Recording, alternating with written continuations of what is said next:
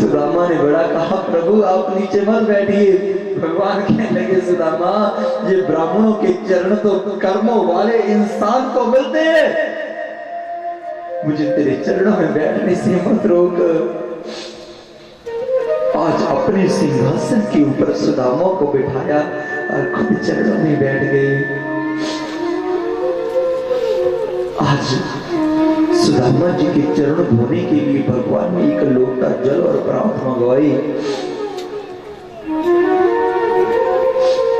ऐसा लिखा है कि जब उस भगवान ने सुदामा जी के चरणों को अपने हाथों में उठाया था, इतने कांटे लगे हुए थे चरणों में, खून ही खून निकल रहा था।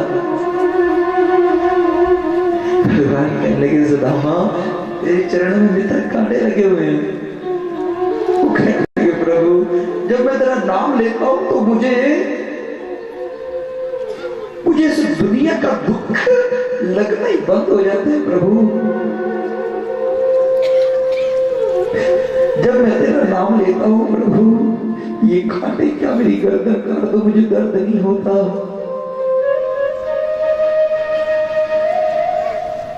आज भगवान ने जो प्रात मंगवाई थी पड़ी की पड़ी रह गई। इतना सुनते ही आज अपने आंसू मेरे गोविंद ने आज मित्र सुदामा के चरणों को धो दिया। अगर कोई भक्त भगवान के लिए रोए ठीक है, आज भगवान एक भक्त के लिए रोए। आज गोविंद ने अपने आंसू से मित्र सुदामा के चरणों को धो दिया कि पानी प्रांत को हाथ छू नहीं, नैनन के जल से पग धोए। आज अपने नैनों के जल से मित्र सुदामा के चरणों को धो दिया। आज सारी रानियां हैरान है, ये कौन है जो भगवान का भी भगवान बनकर के आ गया? अरे जिसके लिए परमात्मा रो रही है कौन? आज भगवान ने अपने आंसू के जल से सुदामा के चरणों को धोया, एक एक कांटा अपने हाथों से बाहर निकाला।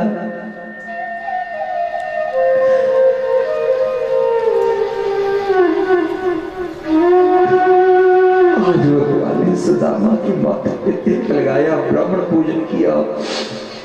माथे पे लिखा था श्री क्षय, उल्टा कर दिया, यक्ष श्री बना दिया। इस ब्राह्मण के पास इतना खजाना हो जाए जितना कुबेर के पास भी ना हो। आज भगवान सुदामा के चरणों में बैठे हैं। हरि प्रेम सज्जनों, आज सुदामा भगवान को देख देख करके अपना मन में प्रसन्न हो रहे हैं। ऐसा भाव जो जिंदगी में आज तक नहीं था कि वो जितना जीवन था उन्होंने नाम जपा, भजन किया, उस सारे भजन का फल आज उनके चरणों में बैठा है। आज भगवान सुदामा के चरणों में बैठे हैं।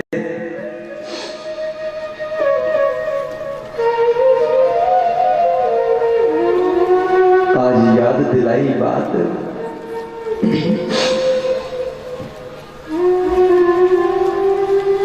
भगवान श्री कृष्णचंद्र महाराज जी ने, सुदामा तू तो बहुत विद्वान था रे, तू तो बड़ा गुणी था रे, कैसा है सब परिवार, घर बढ़िया से है ना? सुदामा कहने लगे, प्रभु घर पे तो तेरी इतनी कृपा है, तेरी इतनी कृपा है कि मैं तुझे अपने शब्दों से मैं बता नहीं सकता कि तेरी कितनी कृपा मेरे पे बरस रही है। आज रानियां खड़ी देख रही हैं कि ये कौन है। रुक्मिणी ने इशारे से भगवान से पूछा, प्रभु ये कौन है? आज भगवान अपनी रानियों के साथ परिचय करवा रहे हैं। हरिप्रेम सज्जनों, सुदामा जी का। रुक्मिणी जी आई, अरे सुनो सब लोग, ये मेरा मित्र, मेरा परम मित्र, मित्र नहीं मेरा परम मित्र, ये सुदामा है। हम दोनों इकट्ठे पढ़ते थे विद्यालय में। हरिप्रेम सज्जनों, सुदामा जी कहने लगे, ये कौन है? कहने लगे, सुदामा जी आपकी भाभी हैं। अच्छा आशीर्वाद दो। रुक्मिणी आई, प्रणाम किया। आयुष्मती सौभाग्यवती भव, हाथ भी उठाया, गर्दन मिलाई। दूसरी आ गई, तीसरी आ गई, चौथी आ गई, पांचवी आ गई, छठी, सातवीं, आठवीं, नौवीं, 10वीं, 11वीं, 12वीं, सुदामा जो भी आते आयुष्मती सौभाग्यवती, आयुष्मती सौभाग्यवती। जब 100 हो गई, गर्दन भी अकड़ गई। भगवान को श्री कृष्ण यहाँ ये सारी अपनी है कि आस पड़ोस से आई है? भगवान कहने लगे अपनी है। कितनी के? और मेरी गर्दन दुखने लगी। भगवान कहने लगे अब तो 100 ही हुई है, अब तो 16,001 को 108 है। अच्छा कृष्ण फिर ऐसे ही इनको बोल के इकट्ठे ही हाथ जोड़ दे, मैं यहीं से हाथ खड़ा करके आशीर्वाद दे दूंगा। आज सबको आशीर्वाद दिया। भगवान कहने लगे सुदामा तू मुझे वैसे ही पक्का मित्र कहता है, दोस्ती करता है, अब तूने शादी करवा ली कि हाँ मुझे बुलाया नहीं। सुदामा जी कहने लगे तू ज्यादा चालाक ना बना, तू विद्यालय में मेरे साथ चालाकियां करता था, मैं तेरे से ज्यादा होशियार था और तू चक्कर चला के आगे चला जाता था। अरे मैंने तो एक कराई है, तुझे भूल गया होगा, तूने तो इतनी कराई है, किसी शादी में ब्राह्मण दोस्त की याद नहीं आई। ज्यादा चालाकी ना कर मेरे साथ, ज्यादा मेरे साथ बात ना कर तू। आज सुदामा भगवान को डांट रहे हैं, आज सब हैरान। अरे भगवान को डांटने वाला भी है दुनिया में कोई? जो भगवान किसी को ना, परमात्मा को भी डांट सकता है कोई? सुदामा कहने ज्यादा ना बच्चा मुझे बैठा रहता, चालाकियां कर रहा तभी कैसा, अभी नहीं तो हरता। भगवान को डांट रहे हैं सुदामा। बहुत देर रुके सुदामा जी। भगवान कहने लगे सुदामा से एक दिन, सुदामा मेरी भाभी ने मेरे लिए कुछ भेजा नहीं?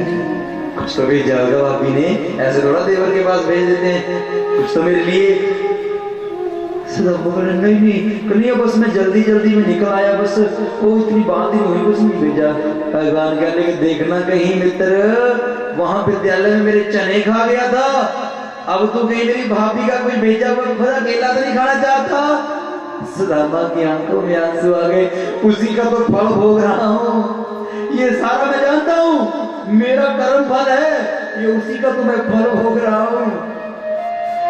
भगवान कहने की कुछ रह तो नहीं। सुदामा जी वो चावल नहीं देना चाहते थे, भगवान के वैभव को देख करके कुछ छुपा रहे थे। भगवान तो सब जानते ही थे, क्या छुपा रहा है? नहीं वो कुछ नहीं, बस ऐसे मेरा सब नहीं, क्या है दिखा। जबरदस्ती छीन लिए, जब निकाल करके देखे अरे बड़ा खराब है तू, मेरी भाभी की भेजी हुई सौगात को अकेला खाना चाहता है। सुदामा ने छीने, हट पीछे, ये तो मेरे लिए है। एक बार खाया, एक लोक दे दिया, दूसरी बार खाए, दूसरा लोक दे दिया, तीसरी बार खाने लगे। रुक्मिणी ने हाथ पकड़ लिया, प्रभु क्या प्रेम में सब कुछ ही दे दोगे? 3 लोग केवल भगवान के पास है, माया तीनों लोगों की, सभी दे दोगे इसको?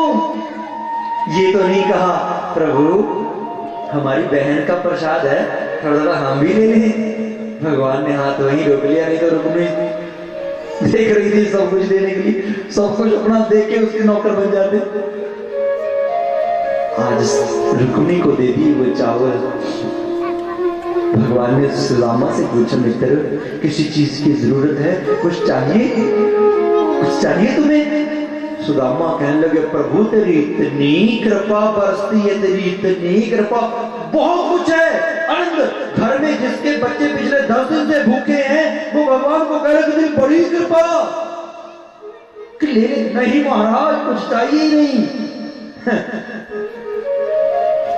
कुछ नहीं चाहिए, क्यों कह रहे हैं सुदामा ऐसा? हरि प्रेमी सज्जनों, क्योंकि अगर भगवान से कोई मांग रख दी जाए ना तो फिर उनके प्रेम का रिश्ता खत्म हो जाता है। अयोध्या में एक रामचंद्र दास जी संत थे, वो हमेशा भगवान से कहते थे क्या कि मैं अगर मांगू तुझे पर तुम ना देना कभी मुझे। जरा ध्यान दीजिएगा कि मैं अगर मांगू तुझे पर तुम ना देना कभी मुझे, वरना आशिक नहीं मजदूर बन जाऊंगा मैं।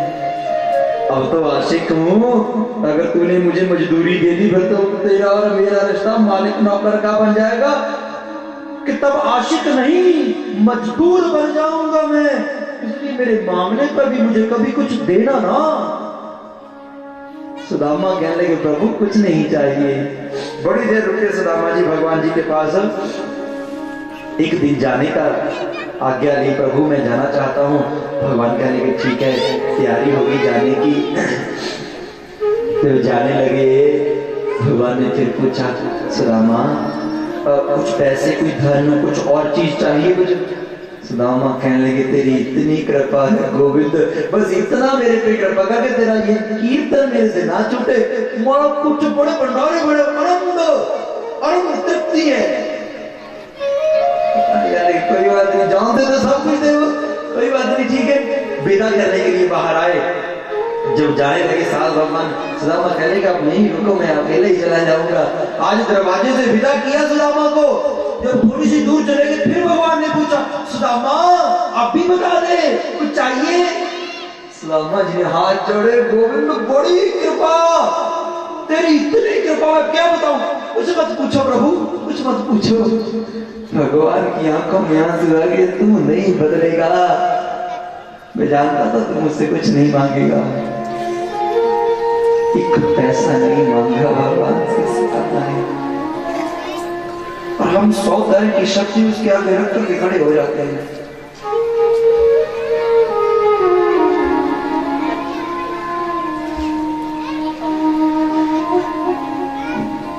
आज सुदामा भगवान से बिना कुछ लिए बातें चले गए। भगवान ने क्या किया,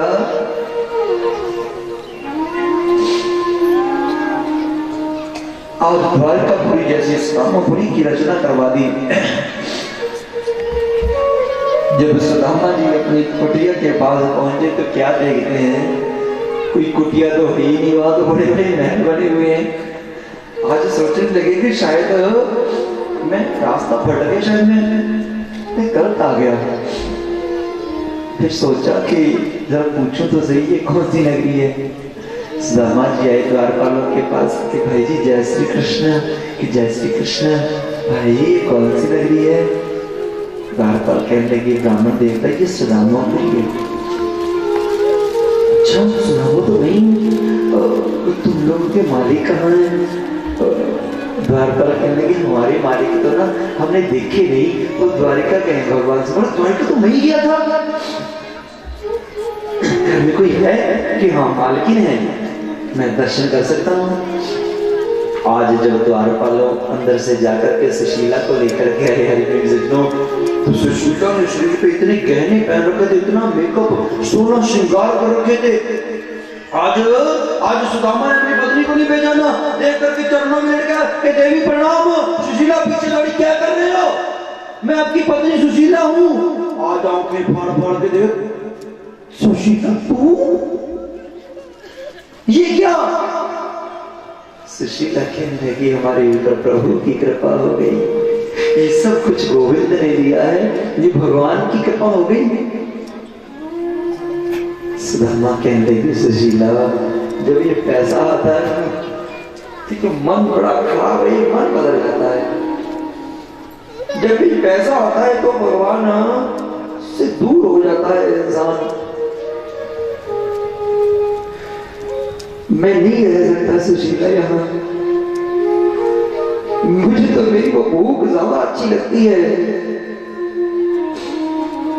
मेरी तो वो कुटिया बहुत ज्यादा बढ़िया है, तू रहना चाहे यहाँ रह सकती है, तो मैं नहीं यहाँ। सुशीला जब ये माया आती है तो भगवान से इंसान कोसों दूर चला जाता है। तुझे मुबारक दे, ये महल में नहीं रह सकता यहाँ। आज सुदामा जी जब वापिस जाने लगे, सुशीला ने बड़ा रोका, नहीं माने। आज वापिस जा रहे हैं तो अंदर से आवाज आई, सुदामा कहाँ जा रहा है? आज सुदामा जी ने सुना मेरी गोविंद की आवाज, पीछे मुड़ करके देखा, आज महल के अंदर से भगवान चले आ रहे हैं। बोलिए बांके बिहारी लाल की। भगवान कहने लगे तूने मुझे चावल दिए, मैंने मना किए, तो मेरी दी हुई चीज को तू क्यों मना कर रहा है?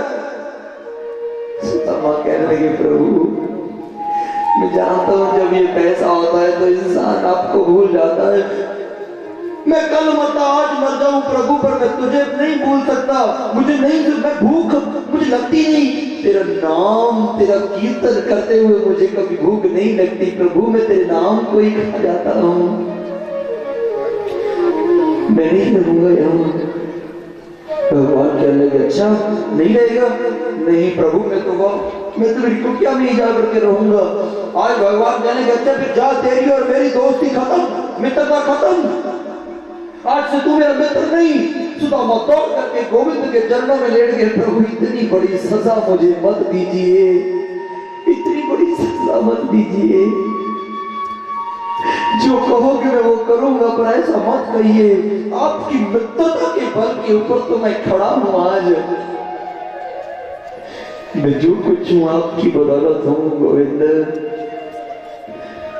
आपकी बदौलत में ऐसा मत कहिए। भगवान कहने लगे सुन, फिर जो मैंने दिया है उसको प्रेम से स्वीकार कर। जब मैंने तेरी दी हुई चीज को अस्वीकार नहीं किया, तू क्यों कर रहा है?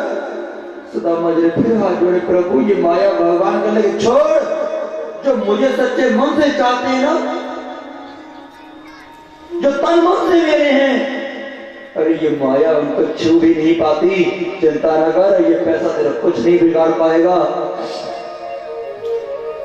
आज भगवान ये कहकर के चले गए और सुदामा जी ऐसे भगवान के भक्त सज्जनों ऐसे निकले कि सारी जिंदगी उन्हें वो धन दान के रास्ते पे लगाया, भजन के रास्ते पे लगाया